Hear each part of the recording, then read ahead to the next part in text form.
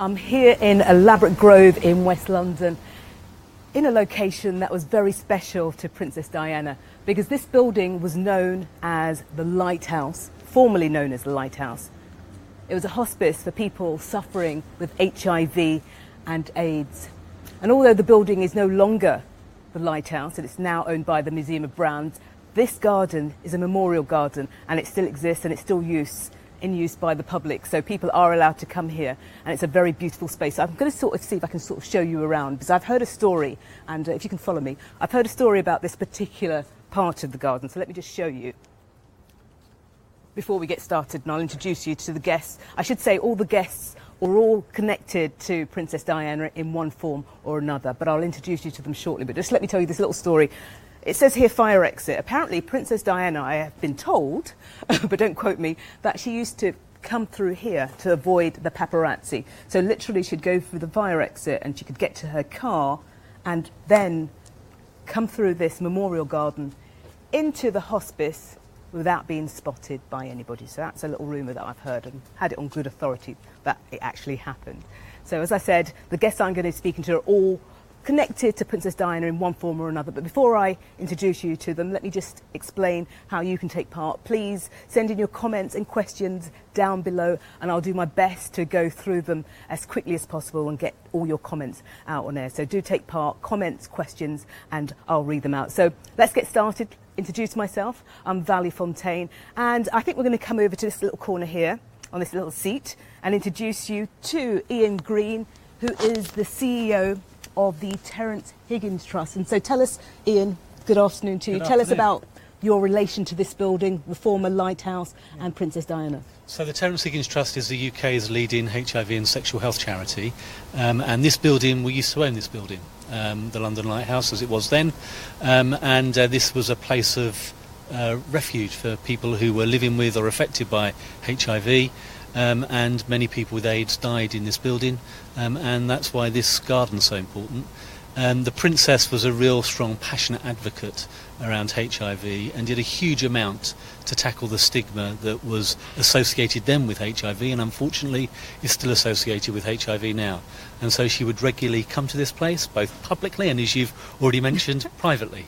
And that had a huge impact on the people who were needing the care of the London Lighthouse at that point in time. Now, she really had a groundbreaking impact because, for instance, you know, she did the forbidden at the time in actually shaking the hands of somebody who had HIV, AIDS.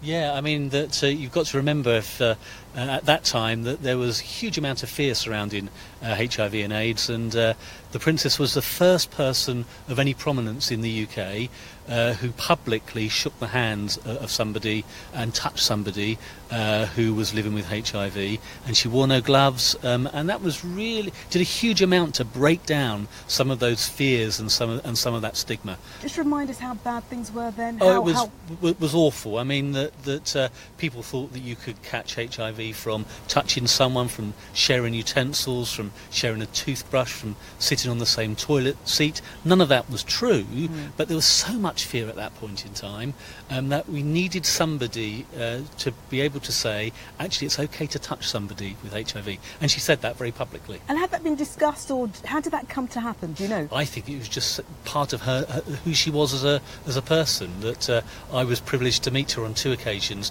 not to do with the work of Terence Higgins Trust. But she's shown a genuine warmth and care and compassion for individuals. So I think it came just completely naturally and probably didn't need much preparation.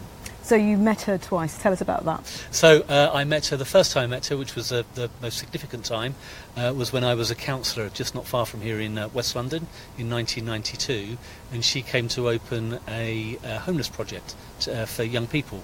And I was responsible for housing in the borough at that point in time, and she thanked the council for its support, and I was able to say we were very keen to support it. Then she looked back at me with those beautiful eyes and said, and of course you're going to continue to support, aren't you?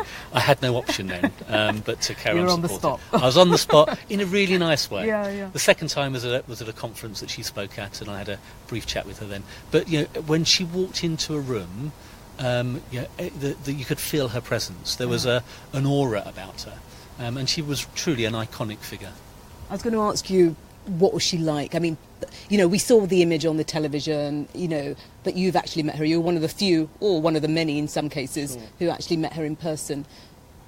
I mean, she was stunningly beautiful.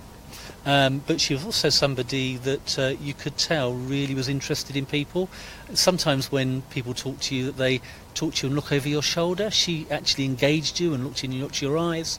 You know, so she genuinely cared. And you know, when she walked into that room, she was a presence.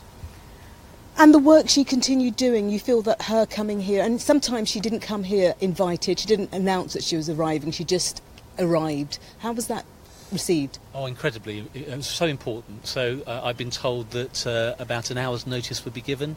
She would come with a personal protection officer and a lady in waiting, and she'd just spend time talking to some of the people who were being cared for at the London Lighthouse at that particular point. And for them to know that somebody of importance was showing warmth to them, many of them, their families had ostracised them, that they had no friends, they felt isolated, they felt lonely, they felt alone. But she did a huge amount to deal with that stigma, and that you know, her legacy lives on today. It's interesting that, as you said, this building is no longer the Lighthouse. Can you tell us what's happened since the death of Diana? Well, I mean, there's been such incredible advances in medical treatment, and that means that people now can have a normal life expectancy if they are diagnosed on time and are on medication, and so the need for this sort of building is no longer required, and that's amazing and fantastic. You would have thought that 20 years ago. But there's still a huge amount of stigma surrounding HIV, so that's where we need to focus our attention, and also to get the message across that people on effective HIV treatment are not infectious. And so actually they can't transmit the virus to anybody else if they're on treatment, so that's why it's so important for people to get tested. And the beauty is you have this memorial garden still. Tell us about how this came to be. And I think that my understanding is this, that the garden was built as an oasis in the middle of this building, but also as a place of reflection and a memorial. I know that there are many people's ashes who are scattered here, and the bench that we're sitting on now is in memory of somebody, as are many of the other benches in the garden. And this is preserved as a memorial, certainly for the foreseeable future. That's lovely. We'll come back to you in a moment, Ian. I've got some messages that have come in, so don't forget, if you do want to ask any questions or make a comment, down below, and I'll get through as many of them as I possibly can. I've got a few coming in already, so let me see if I can get through them. Let's have a look. We've got one here from Taxina. She says, the world would have been a far better place now if she was still alive. Miss her. We've got Monica who says, beautiful women inside and out with a human touch forever in our hearts. Susie says, Diana's legacy was to bring humanity to the royal family and used her public profile to demonstrate tolerance and empathy for all kinds of humans. And Ashton says, what a beautiful woman she was. I wasn't born when she died, but my mum told me so much about her. And that is the thing, actually. I think a lot of people haven't been, well, not even necessarily alive when she was here, and yet her legacy moves on. But we'll ask you about the legacy. I'm just going to move further into the garden and meet somebody else who actually has a link with Princess Diana. So let me just show you while we walk through a bit of this memorial garden. And I wish you could smell what I can smell. It's a beautiful day, and the flowers, oh, the smell is absolutely wonderful. As you can see, it's a very tranquil garden. It's open to the public, I think, every day. As I said, this building is now owned by the Museum of Brands, and they look after the garden, and the public do have access. But before you just come along, I think you need to check the opening times of this particular garden. But anyway, let's stroll through, and Nick, mind your step. And we go around here, and this is where we meet Tessie Ojo. Hi, Tessie. Hi. And you are the CEO of the Diana Award? Indeed, I am. Oops. Okay. So tell us who are and what is the Diana Award?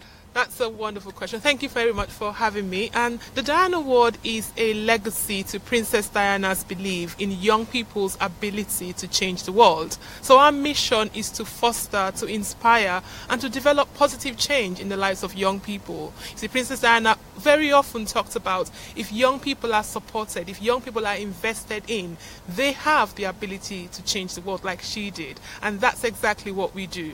And I was just talking a moment ago, I just read a message, a comment that came in from somebody who said they were not even alive when Princess Diana was here. Your agency was not around when Princess Diana was alive either. Absolutely. We were a memorial set up by the government actually in 1999 to celebrate, to foster and to inspire the lives of young people. So all of our young people that we work with, all of them are aged under 18. We're not here when Princess Diana was here. But I think that when they understand the values that she lived by, you know, her qualities of kindness, of compassion and of service, that's a unifying factor. They understand that and they are deeply committed to continuing that legacy. You know, at the Diana Award, we work with over 60,000 young people, all of them under 18, under 20, like I said, and it's incredible their commitment to make the world a better place, their commitment to challenge stereotypes, just like she did when she was here. So in practical terms, tell us about the sort of things you do. So in practical terms, we run 4 main programs. We run an anti-bullying program because it's about helping young people live a life that's free and bully-free. You know, helping them ensure that the hours they spend in school are happy and bully-free hours. And it's about helping young people see how they are vital in making that happen, how they have a responsibility towards the well-being of their peers. We also run a mentoring program that really supports the most vulnerable young people in society, helping them navigate life and helping improve their life chances, giving them the key competencies that they need to live a successful life. We also run another program that's called the Inspire program, and that's about inspiring generations and generations of young people to think about making their world a kinder place, to think about looking at global issues or even local issues and thinking, actually, I can do something to make a difference. Finally, having motivated young people, we are huge on celebrating young people because it's important to say thank you. It's important to shine a spotlight on young people when they do good, and that's one big thing that we do every year. In the past few months, we shone a spotlight on 20 amazing. And this is the Legacy Award. The Legacy Award. So tell us about this. This is amazing. So the legacy in this year in particular, we wanted to, where we've always celebrated young people locally, we wanted to go global. We wanted to look across our world to think about young people who embody the qualities of Princess Diana, who are making a profound difference in their communities. Young people definitely aged under 18. A young person that we're going to meet in a moment. Oh my goodness. I mean, the 20, so we saw 20 and we brought them all from across the world. You know, one of them came from Belize, a lot of them came from places where definitely had not even heard about Princess Diana, but they demonstrate those qualities of compassion. And, you know, sometimes we look at those qualities and we think, are they really important?